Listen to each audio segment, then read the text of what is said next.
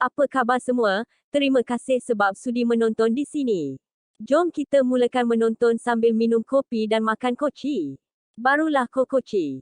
Erar Fazira dikenali sebagai antara pelakon yang profesional di dalam memberikan reaksi terhadap apa sahaja kisah sensasi melibatkan dirinya, baik dari segi peribadi mahupun percintaan. Aktris dan penyanyi ini cukup relaks dalam memberikan jawapan andai ditanya pihak media.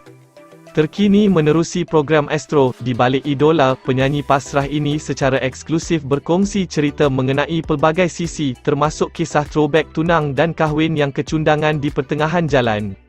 Menyifatkan apa yang berlaku adalah ketentuannya dan setiap perjalanan hidup itu suatu pengajaran dan pengalaman hidup yang berharga. Erar turut berkongsi kisah percintaan lebih 6 tahun bersama Dato' Awie.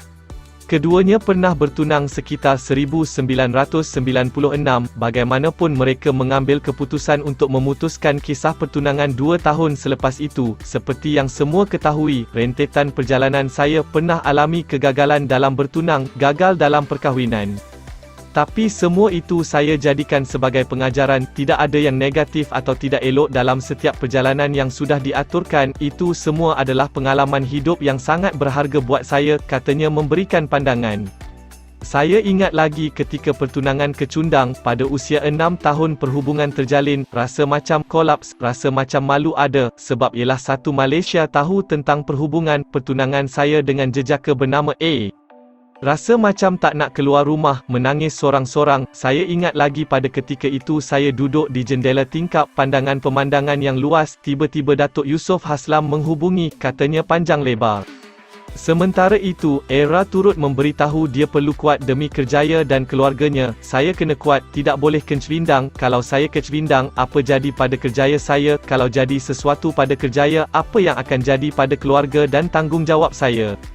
Ya, sebagai manusia biasa kita akan jatuh, kecwindang dan menangis 2-3 hari, lepas tu, tutup buku apa seterusnya berlaku. Jelas Era yang turut berkongsi mengenai kisah dua perkahwinannya yang lain. Episod penuh mengenai kisah perjalanan seninya turut dikongsi menerusi saluran kaki Sembang Studios di YouTube. Bagaimanapun, sehingga kini baik Era dan Dato' Awie keduanya cukup profesional dan masih berkawan rapat sehingga kini selain turut terlibat di dalam beberapa projek seni.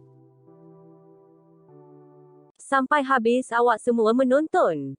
Terima kasih sebab sudi menonton di Kokoci TV Channel.